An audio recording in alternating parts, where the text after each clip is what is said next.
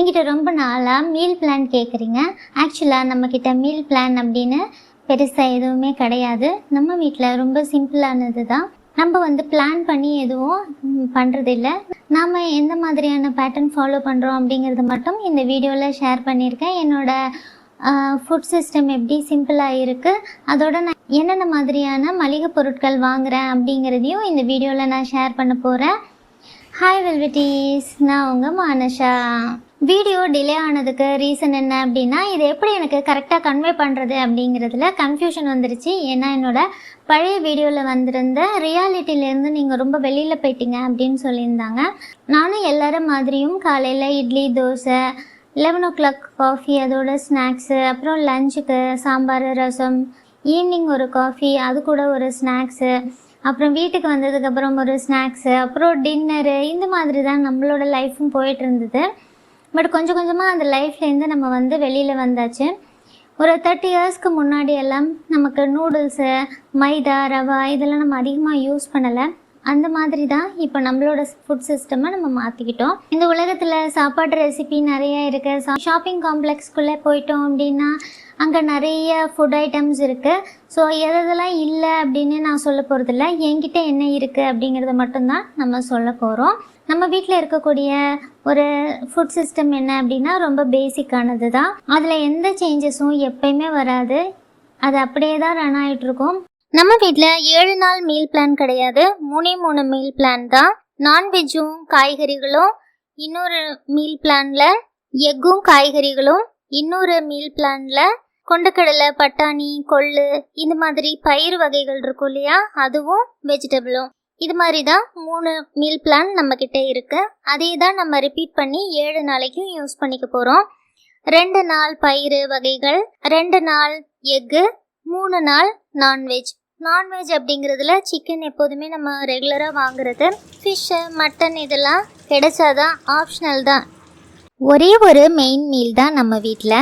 அது டின்னராக இருக்கலாம், இல்லாட்டி லஞ்சாக இருக்கலாம். அது நம்ம வீட்டில் இருக்கிறவங்களோட ஒர்க்கிங் ஹவர்ஸை பொறுத்து சேஞ்ச் ஆகும். அந்த ஒரு மீலுக்காக நான் நிறைய டைம் ஸ்பெண்ட் பண்ணி பொறுமையாக சமைப்பேன். 3 hours மேலே எடுத்துப்பேன். வேறு எந்த வேலையும் பார்க்காம நிதானமாக பொறுமையாக பண்ணுவேன். வெஜிடபிள்ஸ்லாம் அப்பப்போ கட் பண்ணி அப்போ தான் சமைப்பேன். அந்த ஒரு மீல் அப்படிங்கிறது நார்மலான லஞ்ச் மாதிரி தான் இருக்கும். அதில் ரைஸ் மட்டும் கம்மியாக இருக்கும். மற்றபடி வெஜிடபிள்ஸ், சைட் டிஷ் எல்லாம் அதிகமாக இருக்கும். காலையில் பெரும்பாலும் ஏதாச்சும் banana milk shake, ragi malt, கோதுமையில் கஞ்சி, ஃப்ரூட் ஜூஸ், இந்த மாதிரி தான் மார்னிங் இருக்கும். இடையில ஸ்நாக்ஸ் ஏதாச்சும் நம்ம சாப்பிட்றது உண்டு. அது அந்தந்த சீசனுக்கு பொறுத்த மாதிரி. இப்போ தர்பூசணி, இல்லை மற்ற நேரங்களில் நிலக்கடலை, சக்கரவள்ளி கிழங்கு, மரவள்ளி கிழங்கு, இது மாதிரி அப்பப்போ கிடைக்கிறத ஸ்நாக்ஸாக நம்ம சாப்பிட்டுக்கலாம். லஞ்ச் அப்போ நம்ம சாப்பிட்டோம் அப்படின்னா நைட் நேரத்தில் கொண்டக்கடலை சுண்டல் இல்லை ஏதாச்சும் ஸ்நாக்ஸ் மாதிரி செஞ்சு சாப்பிட்டுப்போம். நான் மளிகை பொருள் வாங்குறதுலேயும் மினிமலிசம் ஃபாலோ பண்ண ஆரம்பித்தாச்சு. முன்னாடி பல வகையான அரிசி வாங்குவேன். இப்போது சாப்பாட்டு அரிசி மட்டும்தான் வாங்குகிறோம். பருப்பில் பாசி பருப்பு மட்டும்தான். அதே தோரம்பருப்புக்கு எல்லாத்துக்குமே ரீப்ளேஸ் பண்ணியாச்சு. மசாலா பொடி எதுவும் வாங்குறது கிடையாது. மல்லிப்பொடி, மிளகாய் பொடி, மஞ்சள் பொடி, உப்பு, கரம் மசாலா மட்டும் நான் வாங்கிக்குவேன். அஞ்சரைப்பட்டியில் வைக்கக்கூடிய மிளகு, சீரகம், சோம்பு, அது எல்லாமே நம்ம வழக்கமாக வாங்குறது தான். ஆனால் முன்னாடி அதெல்லாம் நான் பொடி பண்ணியும் வச்சுருப்பேன், இல்லைனா பொடியாகவும் வாங்குவேன். ஜீரகப்பொடி, பெருஞ்சீரக பொடி அப்படிலாம். இப்போ அதெல்லாம் நான் சின்ன உரலில் வச்சு இடிச்சே போட்டுக்கிறேன். ஆயிலும் அதே மாதிரி நல்லெண்ணெயும் தேங்காய் எண்ணெயும் மட்டும்தான். அதோட விலை சில சமயத்தில் நல்லெண்ணெய் அதிகமாக இருக்கும், சில சமயம் தேங்காய் எண்ணெய் அதிகமாக இருக்கும்.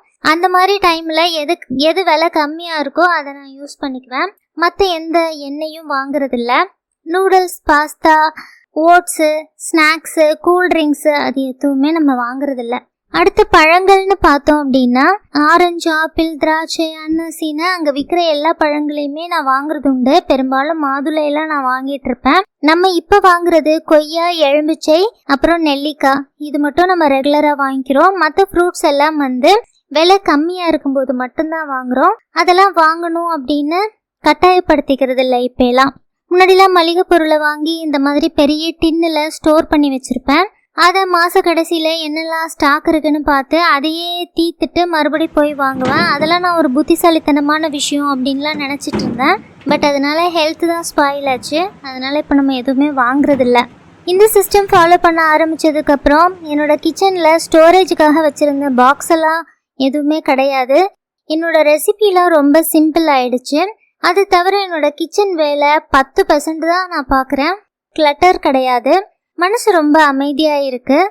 இந்த மாதிரி சாப்பாடு போர் அடிச்சிச்சு அப்படின்னா அந்த ரெசிபியையும் குக்கிங் மெத்தட்ஸையும் அப்பப்போ சேஞ்ச் பண்ணிக்குவேன், அவ்வளோதான்.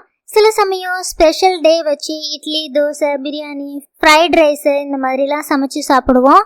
ஆனால் அது டெய்லி ஹேபிட்டோ வீக்லியோ கிடையாது, எப்போதாவது தான். அப்போல்லாம் அந்த ஒரு தடவை மட்டும் சமைக்கிறதுக்கு தேவையான திங்ஸ் வாங்கிட்டு வந்து அதை ஃபுல்லாக சமைச்சு காலி பண்ணிவிடுவோம். ஸ்டோர் பண்ணி வைக்கிறது கிடையாது. வாரத்தில் ஒரு தடவை வெஜிடபிள்ஸ் வாங்குவோம். மாதத்துக்கு 2 தடவை மளிகை பொருள் வாங்குவோம். ஃபுட் மினிமலிசம் அப்படின்னா குறைஞ்ச இன்க்ரீடியன்ஸ், சிம்பிளான குக்கிங் மெத்தடு, ஃப்ரெஷ்ஷாக குக் பண்ணி சாப்பிட்றது. நம்ம வீட்டு ஃப்ரிட்ஜில் எதுவுமே ஸ்டோர் பண்ணி இருக்காது. பால் மட்டும்தான் இருக்கும், வெஜிடபிள்ஸ் இருக்கும். வேறு எந்த பழைய பொருட்களும் நம்ம ஃப்ரிட்ஜில் வைக்கிறதே கிடையாது. அதனால் எனக்கு அந்த ஃப்ரிட்ஜ் க்ளீன் பண்ணுற பிரச்சனையும் இல்லை. எப்போதுமே ஜங்க் ஃபுட்லாம் சாப்பிட்றதில்ல, ஃபாஸ்ட் ஃபுட் சாப்பிட்றது கிடையாது, எமோஷ்னல் ஈட்டிங்கும் கிடையாது. வீட்லேயே பிஸ்கெட்ஸு, ஸ்நாக்ஸ் இதெல்லாம் வாங்கி ஸ்டோர் பண்ணி வச்சுருந்தோம் அப்படின்னா பசிக்குதோ பசிக்கலையோ நம்ம எடுத்து சாப்பிட்டுட்டே இருப்போம் மைண்ட்லெஸ்ஸாக. அதனால் இப்போ நான் அதெல்லாம் வாங்குறத அவாய்ட் பண்ணிட்டேன். நம்ம எப்போதுமே வாங்காத பொருட்கள் என்னென்ன அப்படின்னா bakery items, sugar snacks, sauce, noodles, packet snacks, cool drinks இது எதுவுமே வாங்குறதில்ல. இந்த சிம்பிளான சிஸ்டமை ஒரு 30 நாள் ஃபாலோ பண்ணி பாருங்கள். வெயிட் லாஸ் மட்டும் இல்லை, உங்கள் மைண்டும் ரொம்ப காமாக இருக்கும். நம்ம சில சமயத்தில் நம்மளோட ஸ்ட்ரெஸ்ஸை ஃபுட் மூலமாக தான் ஹேண்டில் பண்ணுறதுக்கு முயற்சி பண்ணுவோம். நம்மளோட சாப்பாடு சிம்பிளாக இருந்துச்சு அப்படின்னா லைஃப் ரொம்ப சிம்பிளாக இருக்கும். இப்போ நான் வெளியில் எங்கேயாவது போகும்பொழுது ஏதாவது ஸ்நாக்ஸ் சாப்பிட்ணும் அப்படின்னு தோணும்போது அதோட ப்ரைஸும் எக்கோட ப்ரைஸும் எனக்கு கம்பேர் ஆகும்.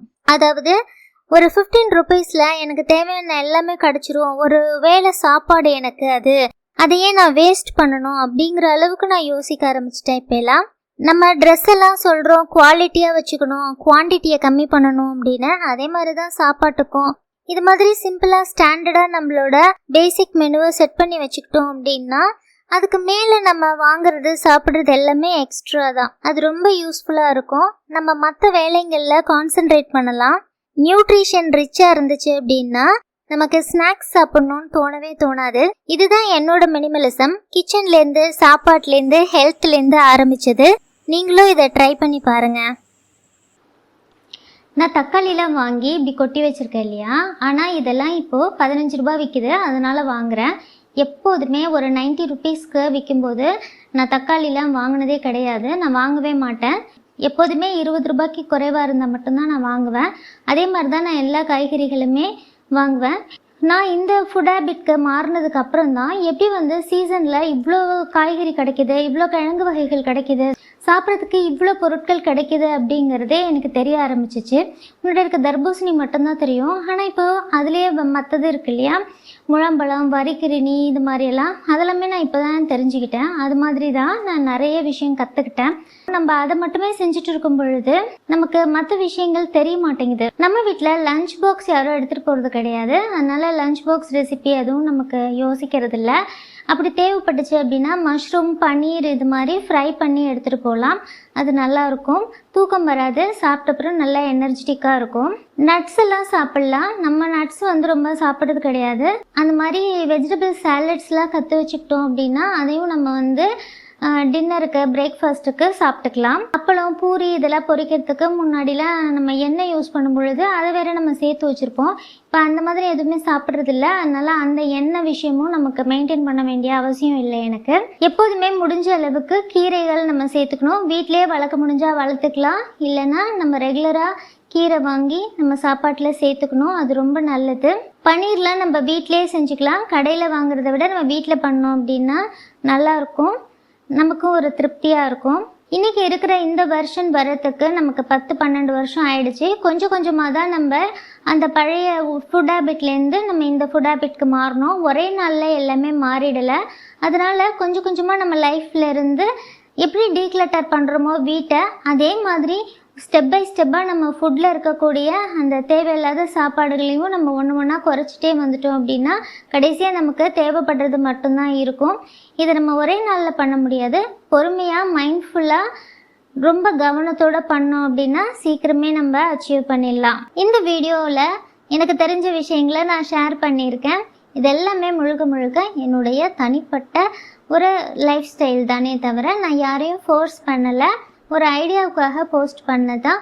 மீண்டும் ஒரு அழகான வீடியோவில் மீட் பண்ணலாம். அன்புடன் மானஷா.